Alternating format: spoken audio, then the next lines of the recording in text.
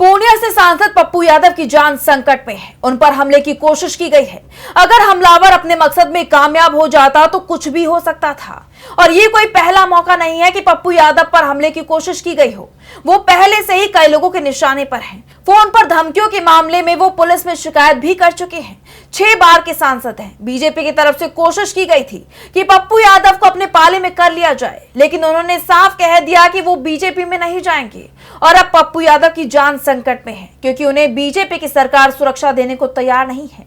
ऐसे में सवाल उठ रहे हैं कि उन्हें सुरक्षा उपलब्ध क्यों नहीं कराई जा रही और जिस व्यक्ति ने पप्पू यादव पर हमला किया उसका मकसद क्या था। क्या आरोपी के तार बीजेपी से जुड़े हुए हैं या फिर पप्पू यादव जिस तरह से राम मंदिर की चढ़ावा चोरी के मामले को उठा रही है उसके चलते बीजेपी की सरकार परेशान दिखाई दे रही है। दरअसल राम मंदिर का मुद्दा बीजेपी ने लोकसभा चुनाव में काफी भुनाने की कोशिश की। समय से पहले ही चुनावों के चलते बीजेपी ने मंदिर का शिलान्यास करवा दिया, जिस पर विपक्ष भड़का भी था। बीजेपी को लगा था कि वो इस मुद्दे पर चुनाव में अच्छा प्रदर्शन करेगा, लेकिन जब नतीजे आए तो पार्टी को बड़ा झटका लगा। यूपी में जहां बीजेपी को सबसे ज्यादा उम्मीद थी कि उसे बड़ी जीत मिलेगी, वहीं उसका सबसे ज्यादा नुकसान हुआ। यहां तक कि अयोध्या की सीट भी बीजेपी हार गई और अब उत्तर प्रदेश में विधानसभा चुनाव से पहले राम मंदिर का मुद्दा बीजेपी के गले की फांस बनता जा रहा है। मंदिर में चढ़ावा चोरी के मामले में बीजेपी घिरी हुई है। विपक्ष इसके खिलाफ मोर्चा खोले हुए है। अभी हाल ही में संसद में पूर्णिया से निर्दलीय सांसद पप्पू यादव ने अनोखा प्रदर्शन किया। उनके इस अनोखे विरोध प्रदर्शन के बाद राहुल गांधी, सपा सांसद अवधेश प्रसाद और पप्पू यादव पर एफआईआर दर्ज हो गई, जिसके बाद ये मामला गर्माता जा रहा है। और अब बीते दिन पप्पू यादव ने अपने दिल्ली वाले घर पर प्रेस कॉन्फ्रेंस की। इस दौरान हंगामा मच गया। प्रेस कॉन्फ्रेंस के दौरान उनके ऊपर जानलेवा हमला हुआ, जिसे बीजेपी नेता से जोड़ा जा रहा है। ये वीडियो देखिए। ये कहाँ का सम्मान करा आपने? कौन है? आपने कहाँ का सम्मान करा? ये कौन है? आपने कहाँ का सम्मान करा?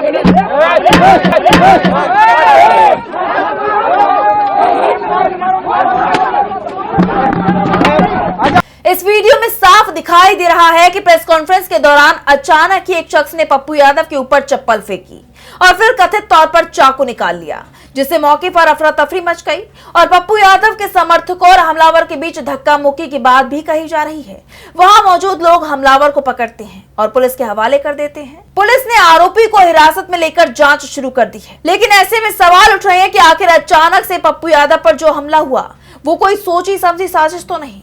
राम मंदिर में कथित चंदा चोरी को लेकर संसद परिसर में नुक्कड़ नाटक करने वाले सांसद ने आरोप लगाया है कि उनको लगातार धमकियां मिल रही हैं, जान से मारने तक की बात कही जा रही है। इस बीच पप्पू यादव ने हमलावर की बीजेपी के बड़े नेताओं के साथ तस्वीरें शेयर की हैं और कहीं ना कहीं बीजेपी को अपने ऊपर हुए हमले के लिए जिम्मेदार ठहराया है। पप्पू यादव ने एक्स पर बीजेपी के एक लेटर को भी शेयर किया है, जिसके साथ लिखा है कि बीजेपी के बुलंदशहर ग्रामीण मंडल में उपाध्यक्ष पद की जिम्मेदारी देने के लिए शीर्ष नेतृत्व का हार्दिक आभार व धन्यवाद। पप्पू यादव ने इन सभी फोटो और स्क्रीनशॉट को शेयर कर बीजेपी पर कई सवाल दागे हैं। पप्पू यादव ने पीएम मोदी और अमित शाह से सवाल किया कि पीएम साहब और गृह मंत्री जी, बताइए किसने इसे सुपारी दी है? यूपी के सीएम और डिप्टी सीएम के साथ वाले इस लड़के ने मुझ पर जानलेवा हमला किया। बताइए आपकी पार्टी में चढ़ावा चोरी, कालनेमी, ऐसे जान लेने वालों के संरक्षक कौन कौन है? क्या आपका भी इन्हें सीधा संरक्षण प्राप्त है? नहीं तो कार्रवाई हो। अब इस मामले को लेकर कई सवाल खड़े हो गए हैं। सवाल इस हमले की टाइमिंग को लेकर भी उठ रहे हैं। बता दें कि यह प्रेस कॉन्फ्रेंस अयोध्या के राम मंदिर में कथित दान चोरी के मुद्दे को लेकर आयोजित की गई थी। हाल ही में संसद परिसर में उस मुद्दे पर पप्पू यादव ने नुक्कड़ नाटक भी किया था, जिसकी राजनीतिक हलकों में काफी चर्चा हुई। इस घटना के बाद पप्पू यादव और राहुल गांधी के खिलाफ एक एफआईआर दर्ज भी कराई गई। इन घटनाक्रमों के बाद पप्पू यादव लगातार ये दावा करते आ रहे हैं कि उनको मारने की धमकियां दी जा रही हैं। घटना के बाद पप्पू यादव ने आरोप लगाया कि उन पर सुनियोजित हमला किया गया। उन्होंने कहा, आप खुद देख रहे हो, पकड़ा है, चाकू किस तरह हमला किया, वो कह रहा जान से मारे। क्या इसकी पहले से कोई आपको धमकी मिली थी? आप तो डेली बाबा लोग कह रहे हैं चला दो, 51 लाख रुपया देंगे, 11 लाख रुपया देंगे, सब कह रहे हैं मारो, हम तो बचाई। अब तो देखिए हम उस पर बैठ सो गए कि नहीं सोए? पुलिस का हम उस पर सो गए। पुलिस को दे दिया? नहीं, उसको दिया या कहाँ गया वो शख्स? भैया वो तो थाना प्रभारी न जाने जो वर्दी में थे जी। पर आप बहुत गंभीर वो बात कह रहे हैं, आपके हाथ में एक चाकू है। सर आपको तो मैंने अभी फुटेज दिखाया भैया, अभी तो मारने की साजिश थी। और अब पप्पू यादव ने एक नया बयान जारी किया है, जिसमें उन्होंने ये दावा किया है कि आज उन्हें मार दिया जाएगा। उन्हें फिर धमकी मिली है, जिसकी जानकारी उन्होंने दी। पप्पू यादव ने कहा है, सुबह से 4 फोन धमकी मिल गई कि आज मार देंगे तुमको। आज मैं विश्व हिंदू परिषद से बोल रहा हूं, मैं बजरंग दल से बोल रहा हूं, तुम निकलोगे हम तुम्हें मार देंगे। माफी मांगो। अब मुझको समझ में नहीं आता किस बात को लेके माफी मांगे। चोरी आप कर रहे हो,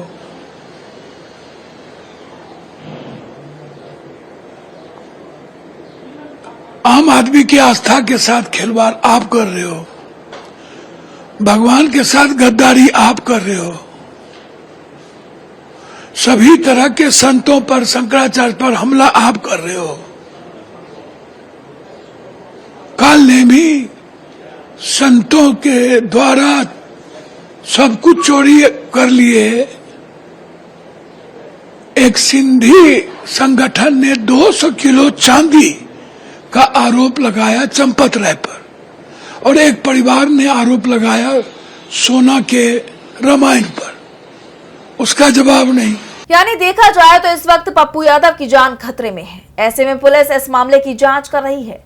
इस घटना पर अब विपक्ष की प्रतिक्रिया भी आई है।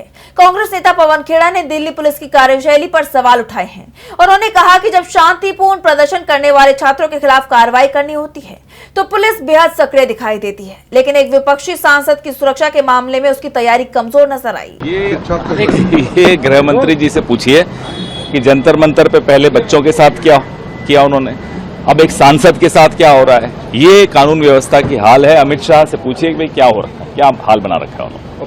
यानी इस मामले में अमित शाह घिर गए हैं, सुरक्षा व्यवस्था को लेकर सवाल खड़े हो गए हैं। वहीं पप्पू यादव पर हमले के मामले में पुलिस की जांच जारी है। आरोपी की पहचान हो गई है। आरोपी ने अपना नाम सुमित बताया है और वो उत्तर प्रदेश के बुलंदशहर का रहने वाला है। शुरुआती पूछताछ में उसने पुलिस को बताया कि वो संतों के कथित अपमान से नाराज था और इसी वजह से उसने विरोध जताया। ऐसे में पुलिस ये पता लगा रही है कि क्या आरोपी पहले से हमले की योजना बनाकर आया था, उसके पास मिला चाकू किस मकसद से लाया गया था, घटना में कोई और व्यक्ति भी शामिल था या नहीं, सुरक्षा व्यवस्था में कहीं कोई चूक थी या नहीं। फिलहाल आरोपी से पूछताछ की जा रही है और मामले की सभी परिस्थितियों की जांच की जा रही है। ऐसे में प्रेस कॉन्फ्रेंस के दौरान हुआ यह हमला एक नए राजनीतिक विवाद का कारण बन गया है। हमारे चैनल से जुड़े रहने के लिए YouTube पर टाइप करें DB Live, सब्सक्राइब बटन को क्लिक करें और बेल आइकन को दबाना न भूलें ताकि खबरें आप तक पहुंचती रहें। देखते रहिए DB Live, क्योंकि यहाँ हैं खबरें लगातार।